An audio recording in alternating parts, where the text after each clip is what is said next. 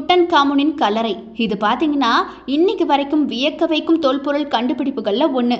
எகிப்திய இளம் பார்வோன் மன்னருடைய அற்புதமான இந்த கல்லறையானது 1992ஆம் ஆண்டு எகிப்திய ஆராய்ச்சியாளர் ஹோவர்ட் கார்ட்டர் மற்றும் அவருடைய குழுவின் மூலமாக கண்டுபிடிக்கப்பட்டுச்சு.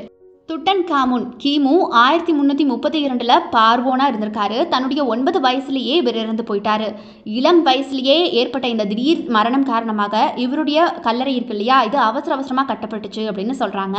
அது போக அங்கே சுவரில் பார்த்தீங்கன்னா நுண்ணுயிர்கள், அதாவது அவருடைய கல்லறையை சுற்றி இன்னுமே நுண்ணுயிர்கள் அதிகமாக இருக்குதுன்னு சொல்கிறாங்க. இந்த ஆராய்ச்சி அணி முதலாக துட்டன் காமுன் கல்லறையை பார்க்கும்போது ரொம்ப ஆச்சரியப்பட்டாங்களாம். இந்த கல்லறையில் பார்வோனுடைய விலை மதிப்பற்ற கருப்பு சிலைகள், தங்கத்தால் ஆன விலங்கு சிலைகள் நிறையவே இருந்திருக்குது. உண்மையில் கல்லறைக்கும் இருக்கும் அந்த புதையல்களுக்கு விலை மதிப்பே கிடையாது அப்படின்னு சொல்கிறாங்க. இதனால பார்வோன் கல்லறையை சென்றடைபவர்கள் சாபத்திற்கு ஆளாவதாக வதந்திகள் பரவப்படுது. அதாவது பொக்கிஷங்கள் அங்கே இருக்குது இல்லையா, விலை மதிப்பில்லாத பொக்கிஷங்கள், அதை பார்வோன் பாதுகாக்கிறாரு. அதனால யாருமே அங்கே போகக்கூடாது, போகிறவங்க அங்கே இருக்கக்கூடிய சாபத்துக்கு ஆளாவாங்க அப்படிங்கிற மாதிரி நிறைய வதந்திகள் இருக்குது. இது எந்த அளவுக்கு உண்மை அப்படின்னு நமக்கு தெரியாது.